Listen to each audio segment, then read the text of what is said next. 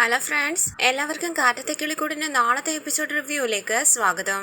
ഈ റിവ്യൂ നിങ്ങൾക്ക് ഇഷ്ടമായെങ്കിൽ ലൈക്ക് ചെയ്തും സബ്സ്ക്രൈബ് ചെയ്തും സപ്പോർട്ട് ചെയ്യണേ. ഈ ജോലി നേടിയെടുക്കാൻ സുധീഷാണ് എന്നെ സപ്പോർട്ട് ചെയ്തതെന്നൊക്കെ നിധി പറയുമ്പോൾ സുധീഷ് പറയുകയാണ്, ഓ അങ്ങനെ ആക്ച്വലി ഈ മോട്ടിവേറ്റ് ചെയ്യുന്നതിന് എന്നെ കഴിഞ്ഞ ആളുള്ളൂ കേട്ടോ. ഒരാൾക്ക് ഒരു ലക്ഷ്യം ഉണ്ടെന്നറിഞ്ഞാൽ പിന്നാലെ കൂടി അത് നേടിയെടുക്കുന്നത് വരെ പുഷ് ചെയ്യുക ഞാൻ പക്കയാ. ശരിക്കും ഒരു മോട്ടിവേഷണൽ സ്പീക്കർ ആയാലോ എന്ന് വരെ ഞാൻ ആലോചിച്ചതായിരുന്നു. ഇത് കേട്ട് നിധി പറയുകയാണ്, എന്റെ ദൈവമേ, ഓടിക്കുന്നതിന്റെ കൂടെ ഇങ്ങനെ തള്ളും വേണം. ഞാൻ സുധീഷിനെ കുറിച്ച് പുകഴ്ത്തി പറയുമ്പോൾ സുധീഷ് എന്തിനാ ഇങ്ങനെ സ്വയം പുകഴ്ത്തി പറയുന്നത്? അപ്പൊ സുധീഷ് പറയുകയാണ്, ഈ നാട്ടില് മോശപ്പെട്ട കാര്യമാണെങ്കിൽ എല്ലാവരും പെട്ടെന്നറിയും, പക്ഷെ നല്ല കാര്യങ്ങൾ പുറത്തു വരാറേ ഇല്ല.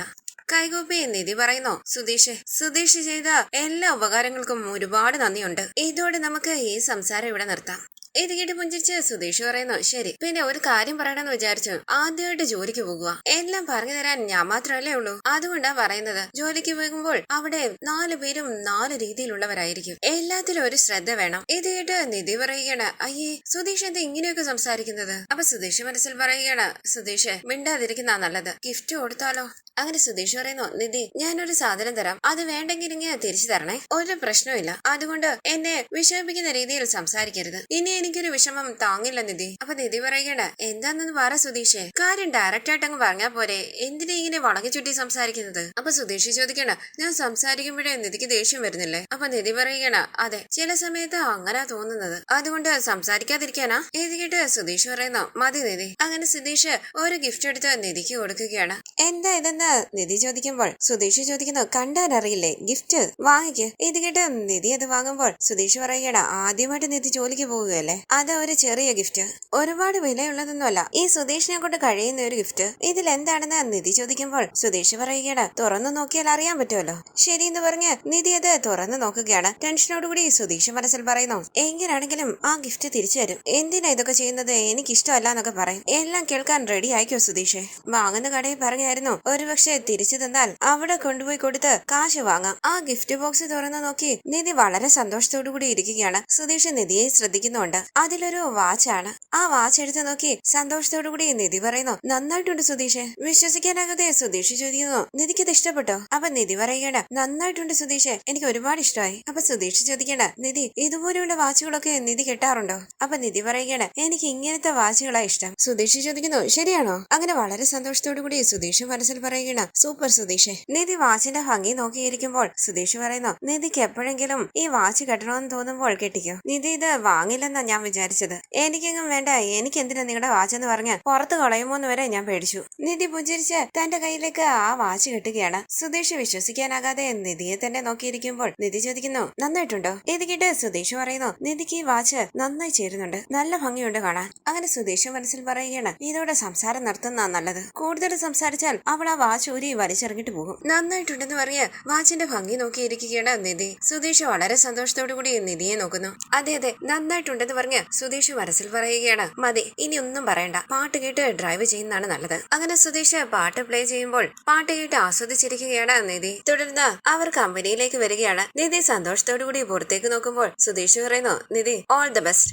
പുതിയ വാച്ചൊക്കെ കെട്ടിക്കൊണ്ടു പോവുകയല്ലേ, ഇന്നത്തെ ദിവസം നല്ലൊരു ദിവസമായിരിക്കും, നോക്കിക്കോ. പുഞ്ചിരിച്ച് നിധി പറയുന്നു, താങ്ക് യു സുധീഷ്. പിന്നെ എന്നെ തിരിച്ചു കൊണ്ടുപോകാൻ വേണ്ടി ഇവിടെ തന്നെ നിൽക്കണ്ട, ഞാൻ ഇന്റർവ്യൂവിനല്ല പോകുന്നത്, ജോലിക്കാ പോകുന്നത്. വരാൻ വൈകുന്നേരം ആകും, ഇവിടെ തന്നെ നിൽക്കാതെ പോയി ജോലി ചെയ്യാൻ നോക്ക്. പുഞ്ചിരിച്ച് സുധീഷ് ശരി എന്ന് പറയുമ്പോൾ, ശരി സുധീഷ്, ബൈ എന്ന് പറഞ്ഞ് നിധി അകത്തേക്ക് പോകുമ്പോൾ സന്തോഷത്തോടു കൂടി നിധി പോകുന്നത് നോക്കിയിരിക്കുകയാണ് സുധീഷ്. തുടർന്ന് നിധി അകത്തേക്ക് കയറി വരുമ്പോൾ ഹായ് എന്ന് പറഞ്ഞ് അരികിലേക്ക് വന്ന ദിവ്യ, ഇന്ന് നിധിയുടെ ആദ്യത്തെ ദിവസമല്ലേ, ഇതാണ് നിധിയുടെ ചെയർ, പിന്നെ ഇവിടെ തന്നെ ഇരിക്കണമെന്ന് ആവശ്യമൊന്നുമില്ല, ഇവിടെ എവിടെ വേണമെങ്കിലും ഇരുന്ന് നിധിക്ക് ജോലി ചെയ്യാം, നിധിക്ക് കംഫർട്ടായിട്ടുള്ള എവിടെ ഇരിക്കാം. ഇത് കേട്ട് നിധി പറയുന്നു, ഓക്കെ. ദിവ്യ ഇവിടെ വന്നിട്ട് എത്ര നാളായി? അപ്പൊ ദിവ്യ പറയുകയാണ്, ഞാൻ ഇവിടെ വന്നിട്ട് 1 വർഷമായി, 1 വർഷം പോയത് ഞാൻ അറിഞ്ഞതുപോലുമില്ല, അത്രയ്ക്ക് നല്ല വർക്ക് സ്പേസ് ആണിത്. നൈസ് എന്ന് നിധി പറയുമ്പോൾ ദിവ്യ പറയുകയാണ്, ബാഗ് വെച്ചിട്ട് വാ, നിധിക്കൊരു സർപ്രൈസ് ഉണ്ട്. സർപ്രൈസ് ഒന്ന് നിധി ചോദിക്കുമ്പോൾ ദിവ്യ പറയുകയാണ്, വെച്ചിട്ട് വാ, പറയാം. നിധി വരുന്നതും കാത്ത് MDയും സ്റ്റാഫുകളും എല്ലാം അകത്ത് നിൽക്കുകയാണ്. MD ചോദിക്കുന്നു, സിദ്ധാർത്ഥിനെ ഇൻഫോം ചെയ്തായിരുന്നോ? ദിവ്യ നിധിയെയും കൂട്ടി അകത്തേക്ക് കയറി വരുമ്പോൾ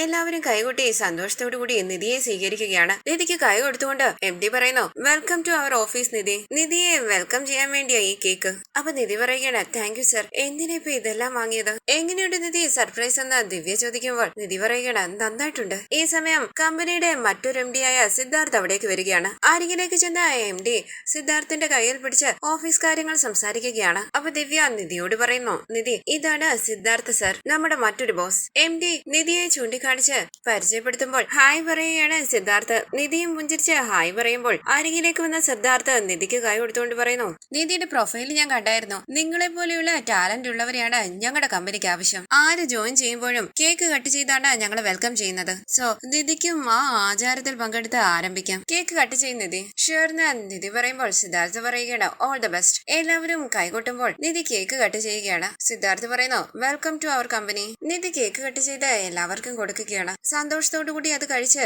എല്ലാവരും ജോലികൾ ചെയ്യാനായി പോവുകയാണ്. തുടർന്ന് ദിവ്യ പറയുന്നു, നിധി ആരെയും പരിചയപ്പെട്ടില്ലല്ലോ, പരിചയപ്പെടുത്താന്ന് പറഞ്ഞ് എല്ലാവരെയും പരിചയപ്പെടുത്തുകയാണ് ദിവ്യ. തുടർന്ന് നിധി തന്റെ സീറ്റിലേക്ക് ഇരിക്കുകയാണ്. കണ്ണു നിറഞ്ഞ നിധി ഓർക്കുന്നു രാജീവ് തന്റെ സർട്ടിഫിക്കറ്റ്സ് കത്തിച്ചു കളഞ്ഞതും നിധി അവരെ വെല്ലുവിളിച്ച് പടി ഇറങ്ങിയതുമല്ല. തുടർന്ന് നിധി മനസ്സിൽ പറയുന്നു, ഞാൻ എന്തിനു വേണ്ടി തിരുവനന്തപുരത്ത് വരണമെന്ന് ആഗ്രഹിച്ചോ അതിന്റെ ആദ്യത്തെ സ്റ്റെപ്പ് എടുത്തു വെച്ചു. കൺഗ്രാറ്റുലേഷൻസ് നിധി, ഈ ജോലി എനിക്ക് വളരെ പ്രധാനപ്പെട്ടതാണ്. ഇതിനുശേഷം ഞാൻ ആഗ്രഹിച്ചതെല്ലാം ഞാൻ നേടിയെടുക്കും. എന്നെ കൊണ്ട് പറ്റില്ല എന്ന് പറഞ്ഞവരുടെ മുന്നിൽ ഞാൻ നല്ലൊരു പൊസിഷനിലെത്തി എന്നെ കൊണ്ട് ഇതെല്ലാം ചെയ്യാൻ പറ്റുമെന്ന് കാണിച്ചു കൊടുക്കും. തുടർന്ന് ദിവ്യ നിധിയെ താൻ ചെയ്തുകൊണ്ടിരിക്കുന്ന പ്രോജക്റ്റ് ഒക്കെ കാണിക്കുകയാണ്. ശേഷം നിധി ലാപ്ടോപ്പ് ഓൺ ചെയ്ത് പാസ്വേഡ് അറിയാതെ ചുറ്റും നോക്കുകയാണ്. ഈ സമയം ദിവ്യ അവിടേക്ക് വരികയാണ്. അപ്പൊ നിധി പറയുന്നു, ദിവ്യ ഞാൻ അന്വേഷിക്കുകയായിരുന്നു. അപ്പൊ ദിവ്യ പറയുകയാണ്, ഞാനൊരു കോഫി കുടിക്കാൻ വേണ്ടി പോയതാ.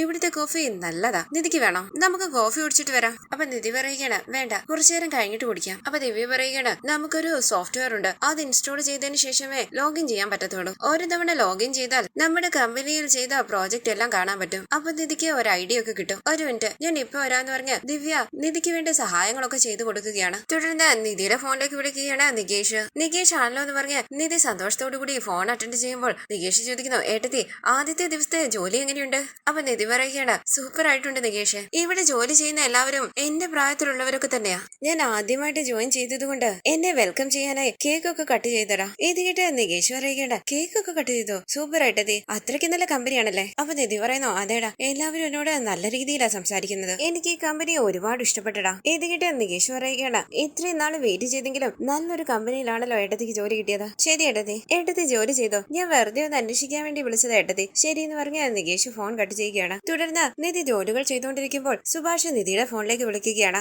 സന്തോഷത്തോടു കൂടി ഫോൺ അറ്റൻഡ് ചെയ്ത് നിധി സുഭാഷ് ഏട്ടാന്ന് വിളിക്കുമ്പോൾ സുഭാഷ് ചോദിക്കുന്നു, നിധി മോളെ ശല്യമായോ വിളിച്ചത്? ഇല്ല സുഭാഷ് ഏട്ടാ, അങ്ങനെയൊന്നുമില്ല. അപ്പൊ സുഭാഷ് ചോദിക്കുന്നു, ജോലിയിൽ ജോയിൻ ചെയ്തോ മോള്? ജോയിൻ ചെയ്തു എന്ന് നിധി പറയുമ്പോൾ സുഭാഷ് ചോദിക്കുകയാണ്, അവിടെയുള്ള എല്ലാവരും മോളോട് നന്നായി സംസാരിക്കുന്നില്ലേ? പ്രശ്നമൊന്നുമില്ലല്ലോ? അപ്പൊ നിധി പറയുകയാണ്, ഒരു പ്രശ്നമില്ല സുഭാഷ് ഏട്ടാ, ഇപ്പഴാ ജോയിൻ ഫോർമാലിറ്റീസ് എല്ലാം കഴിഞ്ഞത്. ചുമ്മാതെ ലാപ്ടോപ്പ് നോക്കിക്കൊണ്ടിരിക്കുകയായിരുന്നു. ഇത് കേട്ട് സുഭാഷ് പറയുന്നു, ശരി മോളെ, അവിടെ ഒരുപാട് പേര് ജോലി ചെയ്യുന്നുണ്ടോ? ഇത് കേട്ട് നിധി പറയുന്നു, ഇല്ല സുഭാഷ് ഏട്ടാ, 10-12 പേരെ ജോലി ചെയ്യുന്നുള്ളൂ. ഇത് കേട്ട് സുഭാഷ് പറയുകയാണ്, ശരി മോളെ, ആദ്യത്തെ ദിവസമല്ലേ, അതിന്റെ ടെൻഷനിലൊന്ന് വിളിച്ചതാ. എല്ലാം ഓക്കെ അല്ലേ മോളെ അവിടെ? ഇത് കേട്ട് നിധി പറയുകയാണ്, സുഭാഷിന്റെ ടെൻഷൻ എനിക്ക് മനസ്സിലാവുന്നുണ്ട്, എല്ലാം ഓക്കെയാണ്. എന്റെ അടുത്തിരിക്കുന്ന പെൺകുട്ടി ഫ്രണ്ടായി, എനിക്ക് ഒരു കുഴപ്പമില്ല. സുഭാഷ് ഏട്ടൻ ടെൻഷൻ ആവണ്ട, ജോലി ചെയ്തോ. ശരി മോളെ, മോളും ജോലി ചെയ്തോ എന്ന് പറഞ്ഞ് സുഭാഷ് സന്തോഷത്തോടു കൂടി ഫോൺ കട്ട് ചെയ്യുകയാണ്. തുടർന്ന് ദിവ്യയും നിധിയും കോഫി കുടിക്കാനായി പോവുകയാണ്. അവർ കോഫി കുടിച്ചുകൊണ്ടിരിക്കുമ്പോൾ ഡ്രൈവ് ചെയ്യുന്ന സുധീഷ് മനസ്സിൽ പറയുകയാണ്, നിധി ഇപ്പൊ എന്ത് ചെയ്യുകയായിരിക്കും? ഒന്ന് ഫോൺ ചെയ്താലോ? അങ്ങനെ സുധീഷ് നിധിയുടെ ഫോണിലേക്ക് വിളിക്കുകയാണ്. ഒരു മിനിറ്റ് എന്ന് പറഞ്ഞ് കുറച്ചങ്ങോട്ടേക്ക് മാറി നിന്ന് ഫോൺ അറ്റൻഡ് ചെയ്ത് സംസാരിക്കുകയാണ് നിധി. സുധീഷ് ചോദിക്കുന്നു, നിധി പുതിയ ഓഫീസൊക്കെ എങ്ങനെയുണ്ട്? എല്ലാം ഓക്കെ അല്ലേ? അപ്പൊ നിധി പറയുകയാണ്, ഒരു കുഴപ്പമില്ല സുധീഷ്, ജോയിനിങ് ഫോർമാലിറ്റീസ് എല്ലാം കഴിഞ്ഞു, എല്ലാവരെയും പരിചയപ്പെട്ടു, ഇപ്പൊ ടീ ബ്രേക്കാ. ഇത് കേട്ട് സുധീഷ് പറയുകയാണ്, സൂപ്പർ നിധി, എപ്പോഴാ ഓഫീസ് കഴിയുന്നത്? നിധി ചോദിക്കുന്നു, എന്തിനാ ചോദിക്കുന്നത്? ഞാൻ അങ്ങ് വന്നോളാന്ന് പറഞ്ഞതല്ലേ? അപ്പൊ സുധീഷ് പറയുകയാണ്, അതല്ല നിധി, ഇന്ന് മാത്രം ഞാൻ വരാം, അടുത്ത ദിവസം മുതൽ നിധി തന്നെ വന്നാ മതി. നിധിക്ക് റൂട്ടൊക്കെ മനസ്സിലാകണ്ടേ? ആദ്യ ദിവസമല്ലേ, നിധി ടൈം പറഞ്ഞാ മതി, ഞാൻ എത്താം. ഇത് കേട്ട് നിധി പറയുന്നു, അതൊന്നും വേണ്ട, ഞാൻ എല്ലാം ഒന്ന് പരിചയപ്പെടട്ടെ. എത്ര നാള് സുധീഷിന്റെ കാറിൽ കൊണ്ടുപോവുകയും കൊണ്ടുവരികയും ചെയ്യും, അതുകൊണ്ട് ഞാൻ തനിച്ച് വീട്ടിൽ വന്നോളാം. ഇത് കേൾക്കാതെ സുധീഷ് ഈവനിങ് പുറത്ത് നിൽക്കുന്നത് കണ്ടാൽ പിന്നെ ഞാൻ സുധീഷിനോട് സംസാരിക്കില്ല. ഇത് കേട്ട് സുധീഷ് പറയുന്നു, ശരി നിധി, ദേഷ്യപ്പെടണ്ട. നിധി ഓട്ടോയിലോ ടാക്സിയിലോ വന്നു, വഴിയിൽ വെച്ച് എന്തെങ്കിലും സംശയം ഉണ്ടായാൽ എന്നെ വിളിച്ചാൽ മതി. ശരി, ഞാൻ വെക്കുവാന്ന് പറഞ്ഞ് നിധി ഫോൺ കട്ട് ചെയ്യുകയാണ്. തുടർന്ന് നിധി ദിവ്യയുടെ അരികിലേക്ക് വരുമ്പോൾ ദിവ്യ ചോദിക്കുന്നു, വീട്ടിൽ നിന്നാണോ വിളിച്ചത്? അതേന്ന് നിധി പറയുമ്പോൾ ദിവ്യ ചോദിക്കുന്നു, ഒറ്റമോളാണോ നിധി? പുഞ്ചിരിച്ച നിധി പറയുന്നു, അല്ല, എനിക്കൊരു ചേട്ടനുണ്ട്. അപ്പോൾ ദിവ്യ പറയുകയാണ്, ഒരേ ഒരു മകളായതുകൊണ്ടായിരിക്കും വീട്ടിൽ നിന്നും വിളിച്ചുകൊണ്ടിരിക്കുന്നത്, ഒരുപാട് കൊഞ്ചിച്ച് വളർത്തിയതാണെന്ന് തോന്നുന്നു. അപ്പൊ നിധി പറയുകയാണ്, ആദ്യമായിട്ട് ജോലിക്ക് വന്നതല്ലേ, എങ്ങനെയുണ്ടെന്ന് അറിയാൻ വേണ്ടി വിളിക്കുന്നതാ. ദിവ്യ ചോദിക്കുന്നു, നിധിയുടെ സ്വന്തം സ്ഥലം എവിടാ? തക്കലേന്ന് നിധി നിധി പറയുമ്പോൾ ദിവ്യ ചോദിക്കണ അച്ഛനും അമ്മയും ജോലി ചെയ്യുന്നുണ്ടോ? അപ്പൊ നിധി പറയുകയാണ് അമ്മ ഹൗസ് വൈഫാ, അച്ഛൻ ബിസിനസ് ചെയ്യുന്നു. അപ്പൊ ദിവ്യ പറയുകയാണ് നാട് തക്കലയാണെന്ന് പറയുന്നു. അപ്പൊ നിധി എവിടെയാ താമസിക്കുന്നത്? അപ്പൊ നിധി പറയുകയാണ് ഇവിടെ എന്റെ റിലേറ്റീവ്സിന്റെ വീടുണ്ട്, അവിടെ താമസിക്കുന്നത്. ദിവ്യ ചോദിക്കുന്നു നിധിയുടെ കല്യാണം കഴിഞ്ഞതല്ലോ?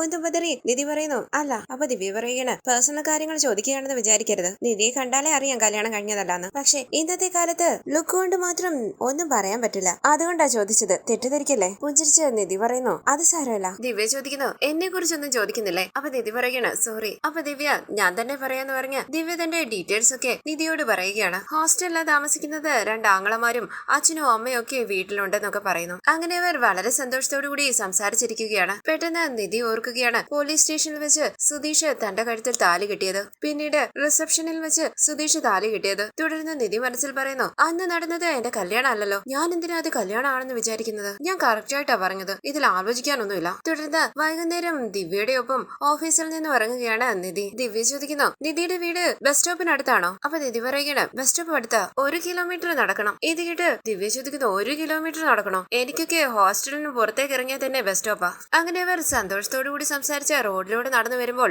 സാധനങ്ങളുമായി റോഡ് സൈഡിലൂടെ നടന്നു വരികയാണ് നികേഷിന്റെ അമ്മ. അവർ അറിയാതെ നിധിയുടെ കയ്യിൽ തട്ടുകയാണ്. നിധിയുടെ ബാഗും അവരുടെ സാധനങ്ങളും താഴേക്ക് വീഴുന്നു. സോറി എന്ന് പറഞ്ഞ് അവരത് എടുത്തു കൊടുക്കുകയാണ്. നിധി സംശയത്തോടു കൂടി അവരെ നോക്കുന്നുണ്ട്. നിധിയും അവരുടെ സാധനങ്ങൾ എടുത്തു കൊടുക്കുന്നു. അങ്ങനെ അവർ അവിടെ വന്ന് പോകുമ്പോൾ നിധി സംശയത്തോടു കൂടി തിരിഞ്ഞു നോക്കുകയാണ്. ദിവ്യ ചോദിക്കുന്നു നിധി എന്തെങ്കിലും പ്രശ്നമുണ്ടോ? അപ്പൊ നിധി പറയുകയാണ് പ്രശ്നമൊന്നുമില്ല. അങ്ങനെ മുന്നോട്ട് നടക്കുന്ന നിധി സംശയത്തോടു കൂടി വീണ്ടും നികേഷിന്റെ അമ്മയെ തിരിഞ്ഞു നോക്കുകയാണ്. നികേഷിന്റെ അമ്മയും നിധിയെ തിരിഞ്ഞു നോക്കുന്നുണ്ട്. നിധി മനസ്സിൽ പറയുന്നു ഇവരെ എവിടെയോ കണ്ടതുപോലെ ഉണ്ടല്ലോ, എവിടെയാ കണ്ടത്? അപ്പൊ ദിവ്യ പറയുകയാണ് നിധി ഇതിനു മുമ്പ് ഞാൻ ഒരു കമ്പനിയിൽ വർക്ക് ചെയ്തിരുന്നു, അവിടെ എനിക്ക് ഒട്ടും പറ്റുന്നില്ലായിരുന്നു, അതുകൊണ്ട് അവിടുത്തെ ജോലി വേണ്ടെന്ന് പറഞ്ഞ് ഇവിടെ ജോയിൻ ചെയ്തത്. ഇതൊന്നും നിധി ശ്രദ്ധിക്കുന്നതേ ഇല്ല. അപ്പൊ ദിവ്യ ചോദിക്കണ്ട നിധി എന്തു പറ്റി? ഞാൻ പറയുന്നതൊന്നും കേട്ടില്ലെന്ന് തോന്നുന്നു. അപ്പൊ നിധി പറയുകയാണ് ദിവ്യ അവരെ എവിടെയോ കണ്ടതുപോലെ ഉണ്ട്. ഇത് കേട്ട് ദിവ്യ ചോദിക്കുന്ന അവരെയോ അറിയാവുന്ന ആളാണോ? അപ്പൊ നിധി പറയുകയാണ് അറിയാവുന്ന ആളൊന്നും അല്ല, പക്ഷേ എവിടെയോ കണ്ടതുപോലെ ഒരു ഫീലിംഗ്. ദിവ്യ പറയുന്നു ചിലരുടെ ഫേസ് കട്ട് അങ്ങനെയാ, കണ്ടാ തോന്നും നമുക്ക് ഒരുപാട് നാളായിട്ട് അറിയാവുന്ന ആളാണെന്ന്.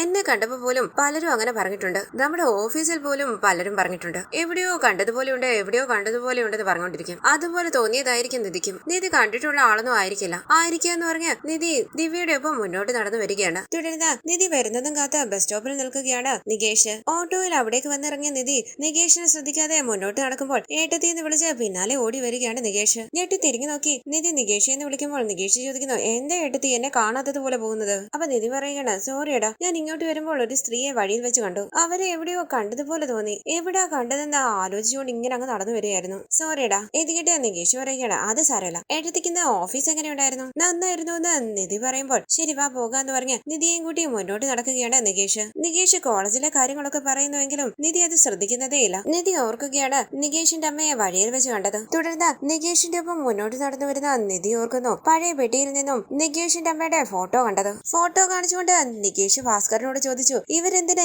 എന്നെ എടുത്തു നിൽക്കുന്നത്? അപ്പൊ ഭാസ്കരൻ ചോദിക്കുകയാണ് നിന്റെ തള്ള നിന്നെ അല്ലാതെ പിന്നെ നാട്ടുകാരുടെ കുഞ്ഞിനെ എടുത്ത് ഒക്കത്ത് വെക്കുവോ? തുടർന്ന് നികേഷിന്റെ ഒപ്പം നടന്നു വരുന്ന നിധി മനസ്സിലാക്കുകയാണ് ആ കണ്ടത് നികേഷിന്റെ അമ്മയായിരുന്നുവെന്ന്. വിശ്വസിക്കാനാകാതെ നികേഷിനെ ഒന്ന് നോക്കിയിട്ട് നിധി മനസ്സിൽ പറയുന്നു നികേഷിന്റെ അമ്മയല്ലേ അത്? നിധിയെ ശ്രദ്ധിക്കാതെ കോളേജിലെ കാര്യങ്ങൾ സംസാരിച്ചുകൊണ്ട് മുന്നോട്ട് നടക്കുകയാണ് നികേഷ്. ഈ സീരിയലിന്റെ കൂടുതൽ വീഡിയോസിനായി ചാനൽ സബ്സ്ക്രൈബ് ചെയ്ത് സപ്പോർട്ട് ചെയ്യണേ. താങ്ക്